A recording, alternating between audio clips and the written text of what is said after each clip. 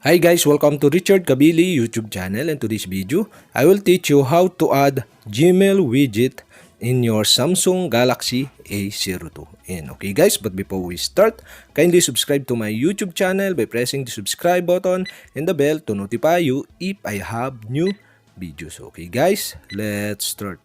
So okay guys, you all have to do is press and hold the screen in your Samsung Galaxy A02, and okay guys, below you can see the widget. Okay, you'll have to do is click widget, and after that, okay, you can find the widget by scrolling to the left or to the right. And okay guys, in this tutorial I'll show you how to add Gmail widget. And okay guys, you'll have to do is click the widget, Gmail widget. And okay guys, here in Gmail widget, okay, there are options here. And okay guys, in this tutorial, I'll show you how to add Gmail inbox widget. And okay guys, to add the Gmail inbox widget to your home screen, okay, you'll have to do is press and hold the Gmail inbox widget to add to your home screen. And now, you can select the position. And okay guys, after that, okay, automatically select the folder you want to show in your Gmail widget.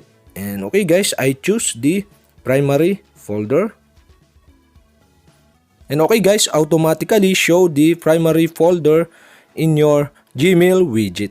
And okay guys, that's it. We have successfully add Gmail widget to your Samsung Galaxy A02 home screen. And okay guys, that's it. And if you have a question, kindly comment below. And don't forget to hit the subscribe button and the bell to notify you if I have new videos. Okay guys, thank you for watching.